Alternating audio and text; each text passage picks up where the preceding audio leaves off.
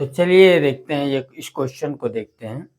और ये क्वेश्चन जो है विद्युत धारा से रिलेटेड है और बहुत ही इंपॉर्टेंट क्वेश्चन है। चलिए देखते हैं। कह रहा प्रश्न, किसी परिपथ में 5 एम्पियर की धारा 8 सेकंड तक प्रवाहित होती है। तो कह रहा परिपथ में गुजरने वाले इलेक्ट्रॉनों की संख्या ज्ञात कीजिए। यानी इस समय में जितने देर तक वो बह रही है 8 सेकंड तक, कह रहा परिपथ से गुजरने वाले इलेक्ट्रॉनों की संख्या ज्ञात कीजिए। इलेक्ट्रॉन तो गुजरेंगे, बिना इलेक्ट्रॉन के गुजरे तो करंट फ्लो नहीं होगा। यदि परिपथ का प्रतिरोध 20 ओम हो, अब रेजिस्टेंस भी लगा रहा, कह रहा 20 ओम का इसमें प्रतिरोध लगा दिया है, तो कह रहा इसमें उत्पन्न ऊष्मा की गणना कर दी है। ठीक है, कितना ऊष्मा इसमें उत्सर्जित होगा। तो चलिए आते हैं इसको कैलकुलेट करते हैं। पहले जो जो दिया उसको हम लिख लेते हैं। देखिए इसको सॉल्व करेंगे जब, यानी हल करेंगे, सॉल्यूशन में आएंगे, तो ये होगा आपका। देखिए I इक्वल आपका हो गया 5 एम्पियर, I इक्वल 5 एम्पियर, और T इक्वल हो गया आपका 8 सेकेंड।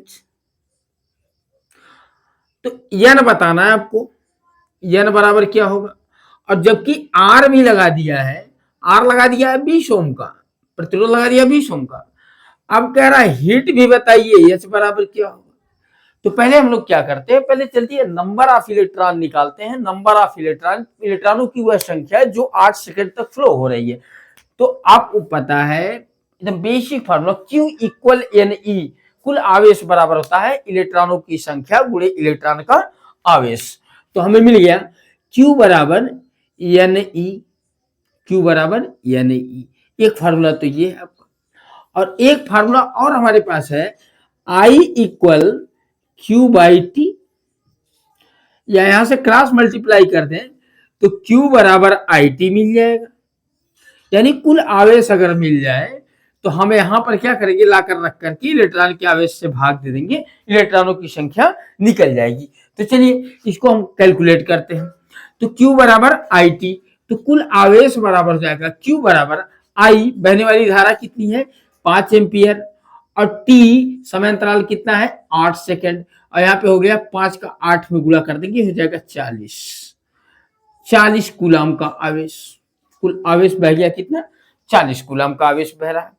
अब यहां से हम नंबर ऑफ इलेक्ट्रॉन निकालेंगे तो हो जाएगा Q equal N into E, तो Q कुल आवेश हो गया 40 आपका हो गया, अब बराबर हो गया N गुणे 1.6 गुणे 10 पे माइनस 19, इधर ला करके भाग देंगे तो जाएगा 40, और नीचे चला जाएगा ये 1.6 गुणे 10 पे माइनस 19 बराबर N।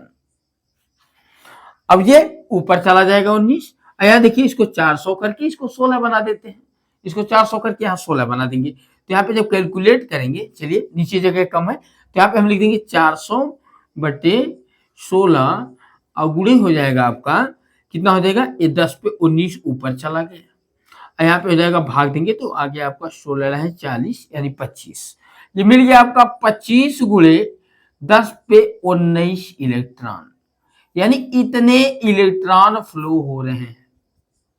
देखिए उस 8 सेकंड के दौरान इस परिपथ में जो बहने वाला इलेक्ट्रॉन होगा वो होगा इलेक्ट्रॉनों की संख्या 25 गुणे 10 पे 19 इलेक्ट्रॉन। ठीक है, अब बात करते हैं उत्पन्न ऊष्मा की, कितना ऊष्मा उत्सर्जित होगा। तो आप पढ़े हैं, देखिए अगर नहीं पढ़े तो इसको जाकर के पिछले वीडियो में आप पढ़ देंगे। H उत्पन्न ऊष्मा बराबर होता है, H बराबर विद्युत धारा और प्रतिरोध के पद में, अगर देखेंगे विद्युत धारा और प्रतिरोध के पद में जो सूत्र है वो है H बराबर I square RT, I square RT। तो I का मान रख देंगे, I कितना बह रहा है 5 एम्पियर का करंट फ्लो हो रहा है, तो 5 स्क्वायर, प्रतिरोध कितना लगाया है 20 ओम का, और T हो गया आपका कितना 8 सेकंड, यहाँ पे हो गया 25, और ये हो गया 20, और ये हो गया 8। तो सीधे सीधे देखिए 8, ये 200 का गुणा 20 में कर देंगे तो आपका हो जाएगा 4000 जूल, H बराबर 4000 जूल। तो इतने का ऊष्मा उसके अंदर उत्सर्जित होगा। ठीक है, इस परिपथ के द्वारा इतना ऊष्मा उत्सर्जित किया जाएगा, और 8 सेकंड में इस परिपथ में बहने वाले इलेक्ट्रॉनों की कुल संख्या हो जाएगी 25 गुणे 10 पे 19 इलेक्ट्रॉन। ठीक है, तो ये रहा आपका नेक्स्ट क्वेश्चन, इस तरह के क्वेश्चन आपके बीच में हमेशा पूछता रहेगा, तो इसलिए आप इसको ज़्यादा से ज़्यादा लोगों तक पहुँचाने की कोशिश करें। Thank you, thanks for watching, that's all, over to you.